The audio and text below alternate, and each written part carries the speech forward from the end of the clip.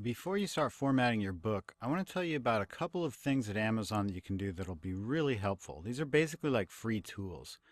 If you go to Amazon and either shop in the bookstore or in the Kindle store, and you can really type in anything. I'll just type in bestsellers. A list of some of the best-selling books are going to come up, and you can download the free samples and check their formatting to get a feel for what you might want to do with your own book. And some of the books are free, and so you can download those entire books if you want. Remember, you don't have to have a Kindle to read these things. So, for example, maybe I was interested in this book, Wired. I'll just click on it. Now, this is an example of a book that's not free. So if you don't want to pay for it, all you have to do is come over here and try the free sample. If you don't have a device, you might just send it to your Kindle for PC, and then just click the Send Sample Now button. It's smart to do this for several titles, and I recommend doing at least one nonfiction title as well if you're mostly downloading fiction. Then you can either open your Kindle for PC application or just click this button.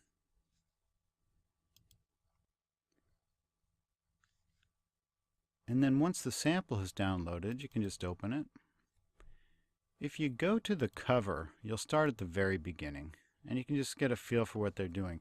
Now, Amazon adds the cover. You don't need to add your cover to the interior of your book when you're formatting it. Here's a copyright page, here's a title page, here's an epigraph, and gets into the prologue, and then basically the book. If we go to our library, we could check out another book. Again, this is the cover that's uploaded by Amazon. This one starts off with praise, more praise, more praise, more praise, a lot of praise, then a title page, another title page, copyright page, part 2, and then a dedication, an epigraph, author's note, main characters. So there's a lot of front matter in this book. A lot of front matter in this book. And then an interesting table of contents, how everything is centered. And what you'll recognize is that all of these are different. Every book that you check out is going to be a little bit different. Let's try this one. Okay, so a copyright page with the title on it, and then dedication, and then right into chapter 1. And it's interesting just to see how every author or publisher handles this differently. And that's good for you because it means that there's a lot of freedom that you can do things as you want. I'm going to give you what I recommend doing as what I think is best, but you can always tailor my advice to meet your needs.